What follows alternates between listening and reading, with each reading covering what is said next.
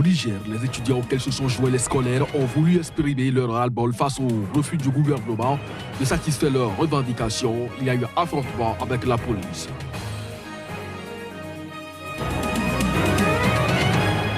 En Égypte, l'armée a annoncé ce mercredi avoir tué un chef djihadiste dans la péninsule du Sinaï.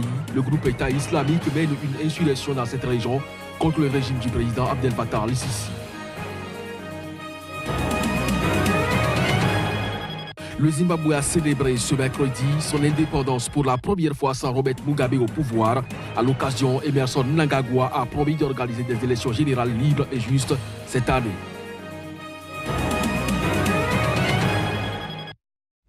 C'est l'essentiel à développer dans ce journal. Mesdames, Messieurs, bonjour et bienvenue. Au Niger, il y a eu effectivement affrontement ce mercredi entre forces de l'ordre et étudiants qui manifestaient pacifiquement pour exiger de meilleures conditions de vie et de travail. Les étudiants de l'université de Niamey, auxquels se sont joints des scolaires du secondaire, ont voulu exprimer leur ras-le-bol face au refus du gouvernement de satisfaire leurs revendications. On fait le point avec notre correspondant sur place, Abdul Karim Mahamadou. Ce mercredi a été très mouvementé dans la ville de Niamey, particulièrement sur le campus universitaire. Très tôt le matin, les étudiants sont sortis manifester pour exiger du gouvernement le respect de ses engagements. Il s'agit de la satisfaction de la plateforme revendicative de l'Union des étudiants de l'université de Niamey en souffrance depuis 1 an. Les mêmes revendications pour lesquelles ils sont sortis le 10 avril 2017 qui s'est malheureusement soldé par la mort de l'étudiant Mala Bagalé. Aujourd'hui encore, les étudiants se sont heurtés aux forces de l'ordre qui ne sont pas allés de main morte pour réprimer la manifestation. Pendant que nous observions cette sortie pacifique, aujourd'hui, les FDS sont encore sur les territoires universitaires en train de tirer sur nous. Et la preuve, ils ont envoyé beaucoup de camarades au niveau de l'hôpital national. Ça veut dire que les gens là, ils sont prêts encore à assassiner et encore assassiner. Et c'est la preuve. C'est la preuve qu'aujourd'hui, les crimes contre Bagalé ne doivent pas rester impunis. Pour les étudiants, fini le round d'observation. Le gouvernement a trop menti et a atteint ses limites. Une inconséquence que l'Union des étudiants de l'université de Niamey n'entend plus tolérer. Nous estimons qu'à partir de maintenant, si le dialogue ne marche pas avec le gouvernement, nous allons prendre nos responsabilités et toutes nos responsabilités et que l'opinion puisse nous comprendre. Parce que l'opinion a suivi de près avec nous les comportements sages que les étudiants ont eu à observer vis-à-vis du rectorat, vis-à-vis des enseignants-chercheurs et particulièrement vis-à-vis du gouvernement. Donc, à partir de maintenant, nous ne sommes plus prêts à reculer par rapport à la satisfaction de nos revendications. Les étudiants dénombrent plusieurs blessés dans leur rang qui sont admis aux urgences de l'hôpital national de Niamey et au centre hospitalier de l'université.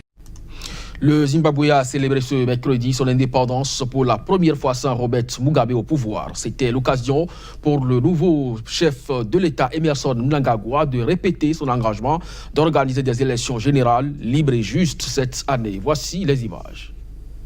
Le Zimbabwe marque sa première célébration d'indépendance sans Robert Mugabe au pouvoir. La fête de l'indépendance était souvent l'occasion pour l'ancien chef d'État qui a dirigé le Zimbabwe de l'indépendance en 1980 jusqu'en novembre dernier de critiquer l'Occident et de réaffirmer son contrôle total sur le Zimbabwe. Mercredi, le président Mnangagwa a prononcé un discours dans le stade national d'Harare. Reconnaissant que la crise économique que traverse le pays depuis une décennie représente une grande épreuve, il a dit se concentrer sur la reprise de l'économie, la création d'emplois et la réduction de la pauvreté. Le chef de l'État a également annoncé que des mesures pour l'organisation d'élections transparentes, libres, justes et crédibles ont été déjà mises en place par son gouvernement. Les élections présidentielles et législatives sont prévues en juillet.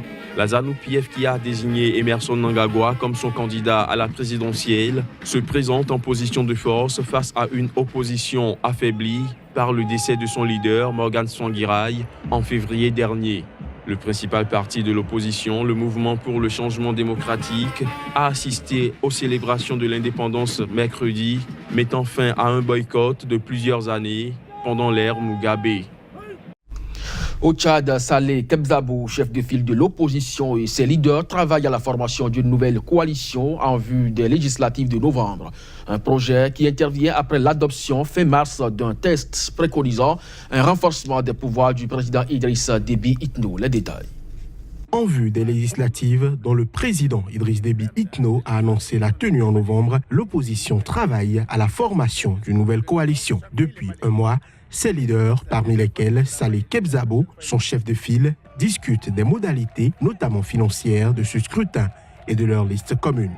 Mais Kebzabo a prévenu ceux qui ont participé au forum sur la réforme des institutions tenu du 18 au 27 mars ne sont pas les bienvenus. Parmi les principaux points du texte adopté le 27 mars, la suppression du poste de Premier ministre, un mandat présidentiel passant de 5 à 6 ans, renouvelable une fois, le mandat des députés qui passe de 4 à 5 ans, la suppression du Sénat et une refonte des collectivités territoriales de 23 régions à 17 provinces. Les partis politiques membres du Front de l'opposition nouvelle pour l'alternance et le changement FONAC avaient condamné et rejeté toutes les résolutions grossières, ridicules et fantaisistes du dit forum, selon un communiqué transmis par le FONAC, principale plateforme de l'opposition regroupant une trentaine de partis d'opposition et créée en 2016. Le FONAC considère que le pays traverse une série de crises gravissimes dont la résolution est 1000 fois plus urgente et importante que la tenue de ce forum qui n'était qu'une fuite en avant et dont la finalité était connue d'avance, la pérennisation du pouvoir d'Idriss Déby Itno, un pouvoir aussi néfaste que dangereux pour l'avenir du Tchad. Idriss Déby, âgé de 65 ans, en est à son 5e mandat qui s'achèvera le 21 août 2021. Selon la nouvelle constitution, il pourrait se représenter en 2021 s'il le décidait et pourrait alors, théoriquement,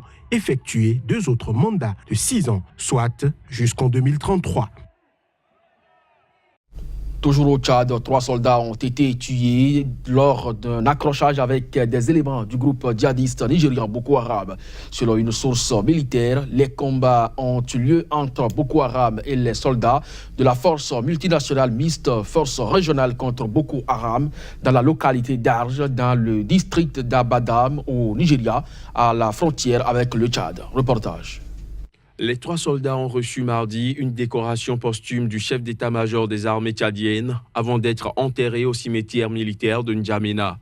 Ils ont été tués dimanche lors d'un accrochage avec des éléments du groupe djihadiste nigérian Boko Haram. Selon une source militaire, des combats ont eu lieu dimanche entre Boko Haram et les soldats de la force multinationale mixte, force régionale contre Boko Haram dans la localité d'Arj, district d'Abadam au Nigeria, à la frontière avec le Tchad. La même source annonce que 3 soldats de la force multinationale mixte ont été tués lors de ces combats, sans préciser si les 3 soldats tués étaient tchadiens. Depuis plusieurs années, les forces armées de la force multinationale mixte et des comités de vigilance civile patrouillent dans la zone du lac Tchad pour y empêcher le retour des djihadistes du groupe Boko Haram. Du côté nigérian de la frontière, la force multinationale mixte continue de traquer les djihadistes dans l'un de leurs principaux fiefs, la forêt de Sambisa dans le nord-est du pays.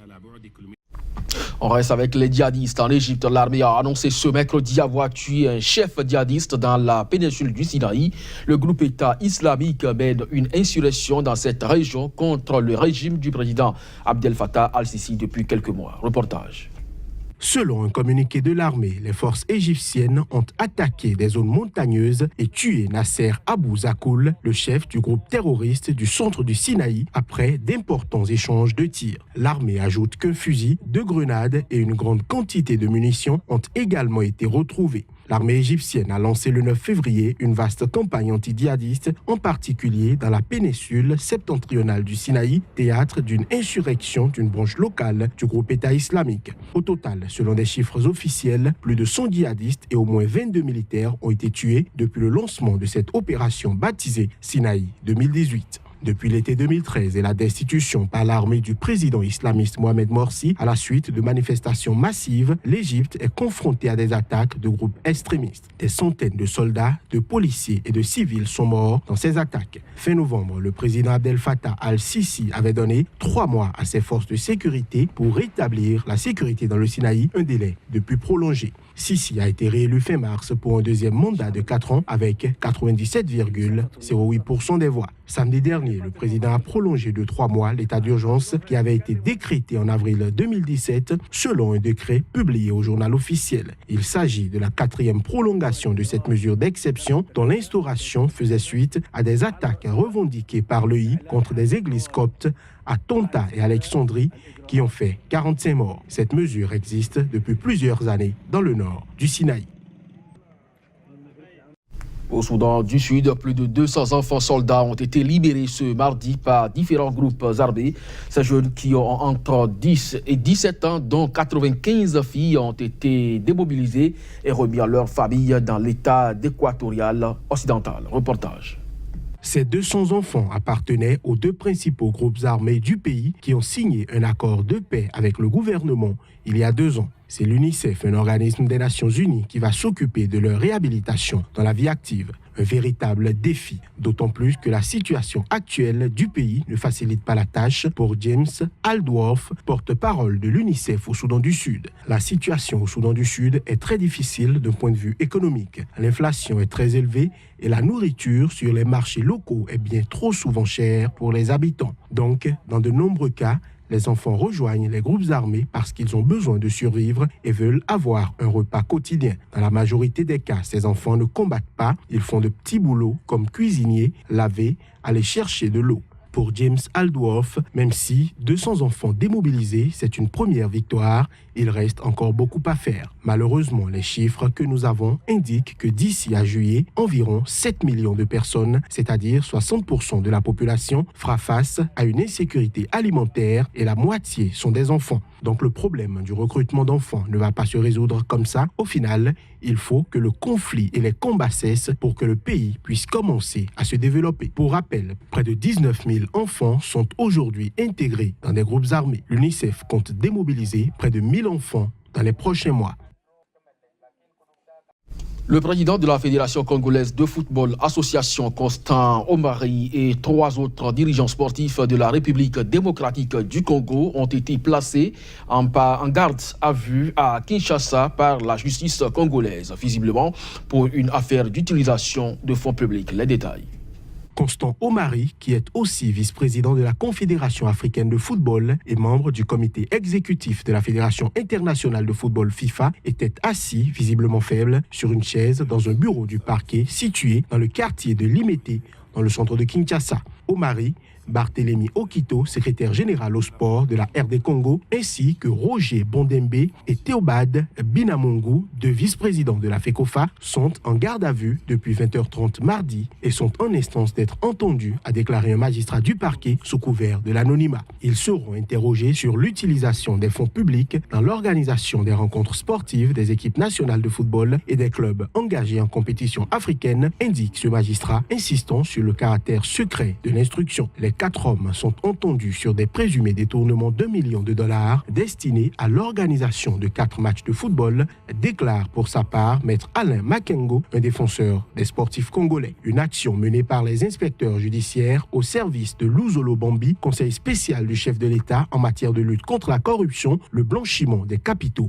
et le terrorisme. En mars dernier, Luzolo Bambi affirmait que le blanchiment et la fuite des capitaux causent des pertes de plusieurs millions de dollars au pays. Dans un communiqué de presse, la commission de gestion de la Ligue nationale de football annonce la suspension de toutes ses activités jusqu'à nouvel ordre en solidarité avec le président de la FECOFA. Mesdames et messieurs, ce sera donc tout pour cette édition. Merci de nous avoir suivis. Très bonne journée à chacun et à tous. Au revoir.